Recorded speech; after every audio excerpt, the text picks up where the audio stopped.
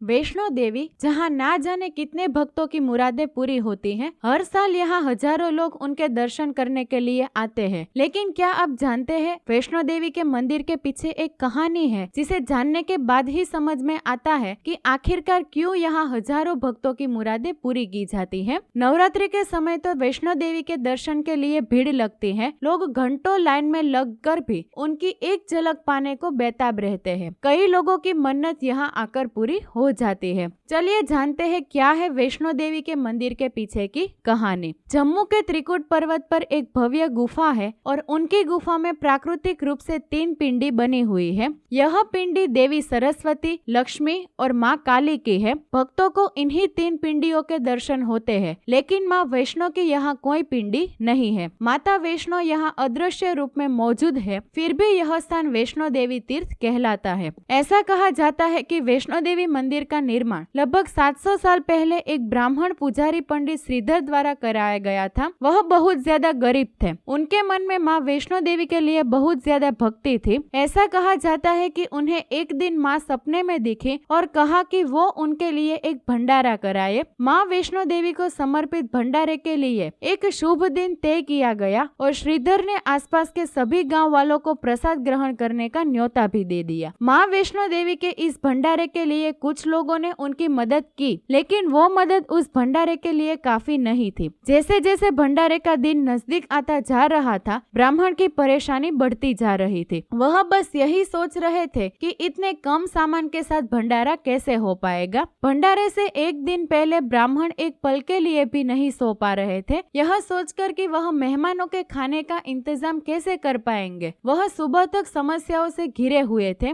और ऐसे में उन्हें बस देवी माँ के किसी चमत्कार की उम्मीद थी। ब्राह्मण अपनी कुटिया के बाहर पूजा के लिए बैठ गए और दोपहर तक भंडारे के लिए मेहमान आना शुरू हो गए। सभी लोग ब्राह्मण की छोटी सी कुटिया में आसानी से बैठ गए और इसके बाद भी कुटिया में जगह थी। इसके बाद ब्राह्मण ने अपनी आंखें खोली और सोचा कि वो इन सभी को भोजन कैसे करा पाएंगे। तब उन्होंने अचानक से एक छोटी सी लड़की को कुटिया से बाहर आते हुए देखा, जिसका नाम था वैष्णवी। यह सभी को भंडारा खिला रही थी। भंडारे के बाद ब्राह्मण कन्या वैष्णवी के बारे में जानने के लिए उत्सुक थे, लेकिन अचानक से वैष्णवी गायब हो गई और उसके बाद किसी को नहीं दिखी। कुछ दिनों के बाद ब्राह्मण को वैष्णवी कन्या का सपना आया। उसमें स्पष्ट हुआ कि वह माँ वैष्णो देवी थी। कन्या के रूप में आई माता रानी ने ब्राह्मण को सनसनी गुफा के बारे में बताया। इसके बाद ब्राह्मण श्रीधर माँ की गुफा की तलाश में निकल पड़ा। जब उन्हें वह गुफा मिली तो उन्होंने तय किया कि वह अपना सारा जीवन माँ की सेवा करेंगे। बस यही थी माँ वैष्णो देवी की कहानी। भारत में ऐसे कई मंदिर है जहाँ ऐसी ही कहानियाँ प्रचलित है, लेकिन उन सभी में माँ वैष्णो देवी की बात कुछ अलग ही है। दोस्तों, अगर आपको ये वीडियो पसंद आया हो तो कमेंट में जरूर बताना और ऐसे ही मजेदार वीडियो देखने के लिए हमारे YouTube चैनल को सब्सक्राइब करें और Facebook पेज को फॉलो करें।